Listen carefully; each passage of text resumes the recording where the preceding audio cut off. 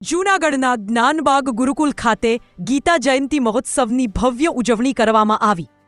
જિલ્લા પંચાયત પ્રમુખ હરીશભાઈ ઠુમરાના અધ્યક્ષ સ્થાને કાર્યક્રમ યોજાયો। કાર્યક્રમની શરૂઆત વૈદિક મંત્રો સાથે દીપ પ્રાગટ્ય કરી કરવામાં આવ્યું હતું। શ્રીમદ ભગવદ્ ગીતા અને માનવ જીવન પર પ્રેરણાદાયી વક્તવ્ય, શ્રીમદ ભગવદ્ ગીતાના 12મા અધ્યાયનું સામૂહિક પઠન, સંસ્કૃત બોર્ડની વિવિધ યોજનાઓ અંગે માર્ગદર્શન, શ્લોક કંઠસ્થ સ્પર્ધાના વિજેતાઓને પ્રમાણપત્ર અને શીલથી સન્માનિત કરવામાં આવ્યા। કાર્યક્રમમાં જિલ્લા અધિકારીઓ, શિક્ષકો અને વિદ્યાર્થીઓ મોટી સંખ્યામાં ઉપસ્થિત રહ્યા હતા। સંસ્કૃતિ અને જ્ઞાનનું સુગંધિત ઉત્સવ જૂનાગઢમાં ગીતા જયંતી મહોત્સવ ખૂબ જ સફળ રહ્યો।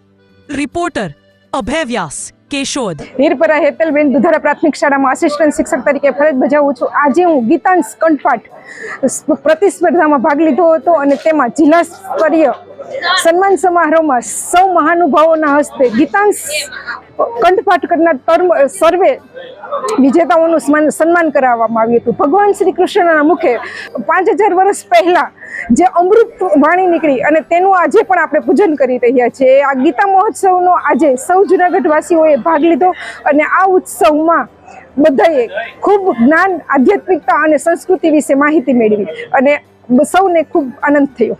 આજરોજ જૂનાગઢ ખાતે ગુજરાત સંસ્કૃત બોર્ડ દ્વારા જિલ્લા શિક્ષણ અધિકારી કચેરી જૂનાગઢ દ્વારા સંસ્કૃતમાં ભાગ લેનારા તમામ વિદ્યાર્થીઓ ને સંસ્કૃત પ્રેમીઓને આજનો જ્ઞાનબાગ જૂનાગઢ ખાતે આ કાર્યક્રમ યોજવામાં હતો। આમાં અનેક વિદ્યાર્થીઓએ ભાગ લીધો। સ્પર્ધકોને ઇનામ વિતરણ કરવામાં આવ્યું। અધિકારી પદાધિકારીઓ પણ હાજરી આપી। આ સફળ કાર્યક્રમ બનાવવા બદલ હું ગુજરાત સંસ્કૃત બોર્ડનો ખૂબ ખૂબ આભારી છું। આ સફળ કાર્યક્રમ થયો છે એ બદલ આ કાર્યક્રમના શિક્ષણ વિભાગને પણ અભિનંદન પાઠવું છું, વહીવટી તંત્રને પણ અભિનંદન પાઠવું છું। આ સફળ કાર્યક્રમમાં બધાએ ભાગ લીધો એ બદલ ખૂબ ખૂબ અભિનંદન।